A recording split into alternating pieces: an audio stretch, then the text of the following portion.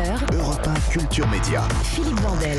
Vous êtes toujours dans Culture Média, on est en compagnie de l'écrivain Patrick Chamoiseau, on parle de son livre Baudelaire Jazz, on va mieux vous connaître avec le portrait pré-fame de Lisa Marie Marquez, le portrait de notre célébrité avant sa célébrité. Bonjour Lisa Marie. Bonjour Philippe, bonjour Patrick Chamoiseau. Bonjour. Vous êtes l'auteur de récits intimes, de romans d'essais, de pièces, de théâtre, de poèmes et de scénarios. Mais comment en êtes-vous arrivé là ? On va rembobiner et revenir sur ce qui vous est arrivé avant d'être célèbre.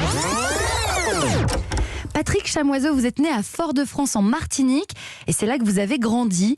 Vous êtes le dernier d'une famille de 5 enfants et petit, vous ésayez, vous avez ce petit défaut de prononciation et vous vous réfugiez alors dans le silence, c'est vrai ? Exact.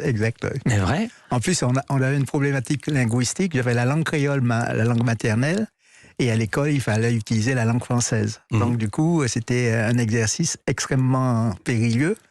Je préférais rester muet. Parce qu'on se moquait de vous ? Oui, parce que l'usage de la langue française, qui était un peu la langue, pas seulement de la civilisation, mais de l'humanisation, ne pas pouvoir la manier correctement était un signe je dirais, presque d'inhumanité. Donc le bien parler français a toujours été une des constantes de l'éducation aux Antilles. Et du coup, la langue créole était refoulée. Donc c'était assez traumatisant quand même, lorsqu'on se retrouve avec une langue qui est la langue de votre imaginaire et qu'on ne peut pas l'utiliser et qu'on doit adopter une autre langue, c'est un drame, une tragédie linguistique. À la maison, Patrick Chamoiseau, il y a les prix de l'école que remportent vos frères et sœurs. Des livres, beaucoup de livres que votre maman conserve dans une grande boîte de pommes de terre, une boîte fermée, cachée comme un trésor, où vous allez piocher vos premières lectures. Oui. Il n'y avait pas de bibliothèque à l'époque, donc il n'y avait pas de rayonnage. Et ma mère, qui avait une sacralisation de l'école, donc sacralisation du livre, lorsque les beaux livres étaient ramenés, c'était de beaux livres illustrés, etc., elle les cachait comme un trésor. Et un jour, j'ai été fouiller un peu dans cette penderie, j'ai découvert la boîte de manière complètement autonome, et ma rencontre avec les livres a été une rencontre entièrement libre. C'est d'ailleurs ce qui a fondé un peu mon esthétique et même ma poétique. Vous aviez quel âge ? Alors là, 10-11 ans, je commençais à lire assez vite.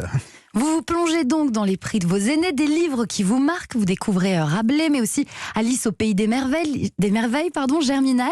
Vous développez votre imaginaire, un imaginaire de mots, et vous découvrez dans les livres des fruits qui, pour vous, aux Antilles, sont exotiques. Les pommes, par exemple. Non. Ah oui, ça c'était un délice absolument incroyable.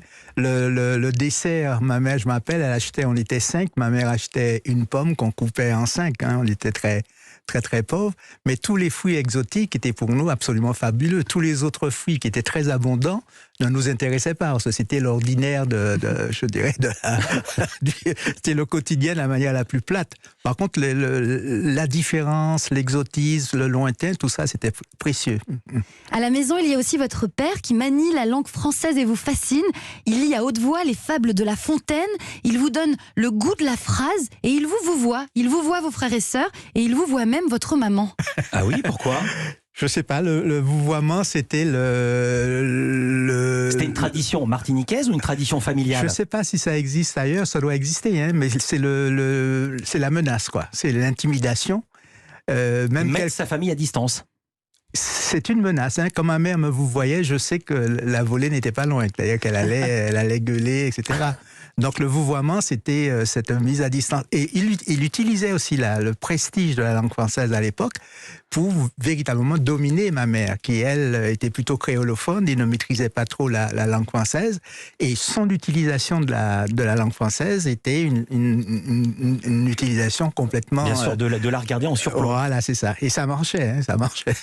Patrick Chamoiseau, je crois qu'enfant, vous aimez aussi imiter votre frère aîné qui récite les vers d'Aimé Césaire. Si je vous dis « Et nous sommes debout maintenant, mon pays et moi ». Ma main petite dans la sienne.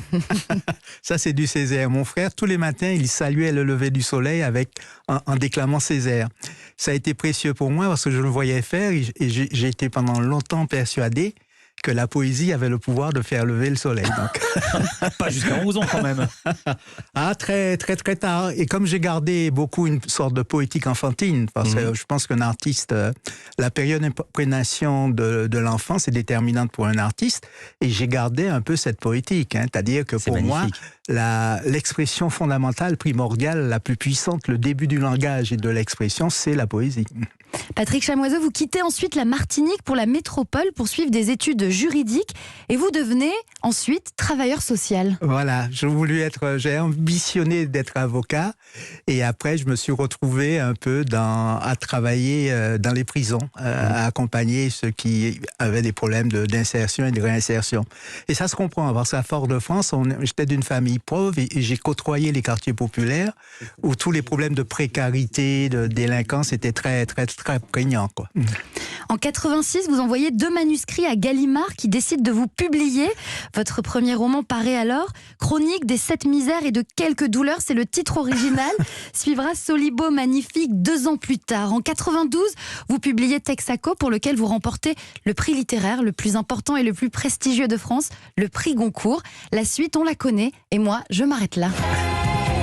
Merci beaucoup Lisa Marie Marquez, j'adore cette idée de la boîte à pommes de terre avec tous ces livres dedans et toutes ces merveilles classées n'importe comment. C'est génial. Et c'est ça qui est fort. Ça, Vous restez avec nous, Patrick Chamoiseau, on va également parler du facteur cheval, on va parler d'Autoniel, on va parler de musique classique et on va parler de Patrick Chamoiseau. Culture Média continue.